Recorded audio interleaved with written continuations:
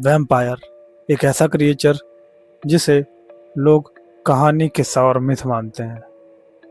लेकिन क्या हो अगर मैं आपसे कहूँ कि कुछ लोग ऐसे भी एग्जिस्ट करते हैं जो खुद को वैम्पायर बताते हैं। वैम्पायर बस एक कहानी है या एक छुपा हुआ सच? वैम्पायर का जिक्र नया नहीं है। हमें वैम्पायर का जिक्र हजारों साल पुरानी कहानियों में भी मिलता है। यूरोप का सबसे फेमस वैम्पायर, जिसे काउंट ड्रैकुला कहा जाता था, जिसे कि 1897 यानी 1897 की आई एक बुक ड्रैकुला से पॉपुलैरिटी मिली। लोग मानते थे कि कुछ लोग मरने के बाद वापस आते हैं और उसके बाद इंसानों का खून पीकर जिंदा रहते हैं और खुद को जवान रखते हैं और कई गुना इंसानों से ताकतवर रखते हैं। लेकिन सच तो ये है कि वैम्पायर का जो सेगमेंट है वो यूरोप से भी कई साल पुराना है। एंशिएंट ग्रीस में लामिया नाम की एक एंटिटी का जिक्र मिलता है जो कि छोटे बच्चों का खून पीती थी जिंदा रहने के लिए। और मेसोपोटामिया की कहानियों में भी कई ऐसी एंटिटीज का जिक्र मिलता है जो कि खून पीने वाली थी।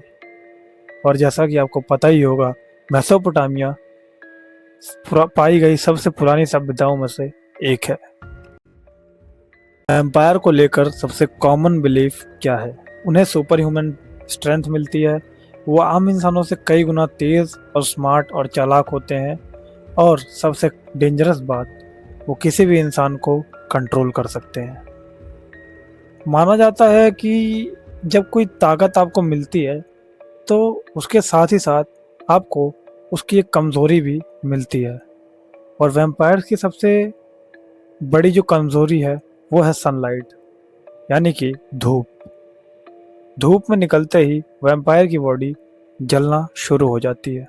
माना जाता है कि गार्लिक और हॉली क्रॉस से भी वैम्पायर्स दूर ही रहते हैं। और एक चीज़ जो उन्हें हमेशा के लिए ख़त्म कर सकती है वो है उनके दिल में घुसा हुआ एक लकड़ी का स्टेक। साइंस क्या कहती है?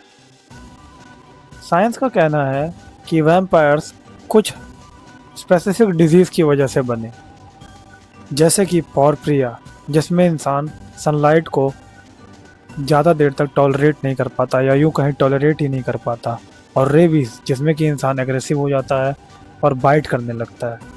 पुराने टाइम में लोग इन बीमारियों को समझ नहीं पाते थे और इसीलिए उन्होंने इन बीमारियों को एक नाम दे दिया जो कि था वैम्पायर। सबसे शॉकिंग बात, आज भी दुनिया में कुछ ऐसे लोग हैं जो खुद को वैम्पायर मानते हैं।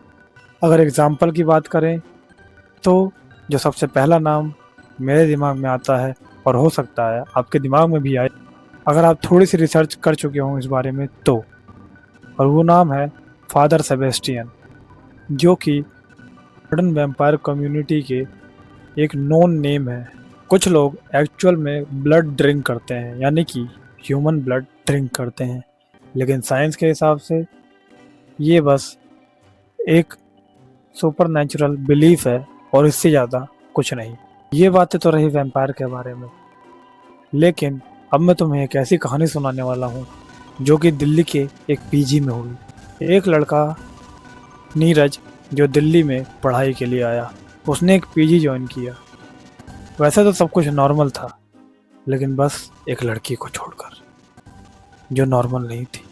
हैरानी की बात यह थी कि वो लड़की बस रात में ही दिखती थी, दिन में उसे कभी किसी ने ज़्यादातर देखा नहीं था। और एक चीज़ और जो थोड़ी सी डिस्टर्बिंग तो नहीं कह सकते, लेकिन थोड़ी सी अलग थी, और वो थी उस फ्रिज में जो उस पीजी में था उसमें खाली लाल बॉटल्स का होना। उस लड़के यानी हमारे व्यूअर नीरज ने नोटिस किया कि पीजी के फ्रिज में खाली लाल बॉटल है। उसे पहले तो लगा कि इसमें जूस होगा, लेकिन जब उसने उसे स्मेल किया तो उसमें कुछ अलग सी ही महक थी, या यूँ कहें एक अलग सी ही बदबू थी। ये सब देखते देखते डेली नीरज काफ़ी इरिटेट से हो गए थे, और उन्होंने एक रात ये फैसला किया कि वो उस लड़की का पीछा करेंगे और देखेंगे कि वो आखिरकार जाती कहाँ है। और उन्होंने ऐसा किया भी। जब उन्होंने एक रात उस लड़की का पीछा किया और उन्होंने जो देखा वो काफ़ी दिल दहला देने वाला था। उन्होंने देखा कि वो जो लड़की थी वो एक इंसान की तरफ झुकी हुई थी और उसकी पीठ के हल्का सा ऊपर और गले के हल्का सा नीचे अपने दांत लगाकर उसका खून पी रही थी। अगली सुबह पीजी में सब कुछ तो नॉर्मल था, लेकिन जो नॉर्मल नहीं था वो था वो लड़का। क्योंकि जब उस लड़के पर नीरज ने हल्की फुल्की नज़र रखना चालू की, क्योंकि वो लड़का पीजी के पास ही दूसरे पीजी में रहता था, तो कभी कभार वो दिख जाता था। लेकिन अब एक अजीब चीज़ हुई। उस दिन के बाद से, या यूँ कहूँ उस रात के बाद से, नीरज को कभी भी वो लड़का दिन में ज़्यादा घूमता हुआ नहीं दिखा। वो दिखता तो बस शाम को ही दिखता था। पहले तो शुरुआत में उन्हें ये बिल्कुल भी नहीं लगा कि ये वैम्पायर से रिलेटेड कोई चीज़ है। लेकिन एक दिन अचानक इंस्टाग्राम पे रील स्क्रॉल करते हुए उनके दिमाग में एक ख्याल आया और उसके बाद उन्होंने ये इंसिडेंट हम तक पहुंचाया। तो क्या वैम्पायर बस एक मिथ है, या आज भी वैम्पायर्स हमारे ही बीच हम ही जैसे बनकर रह रहे हैं? कमेंट करके बताओ कि आप क्या सोचते हो।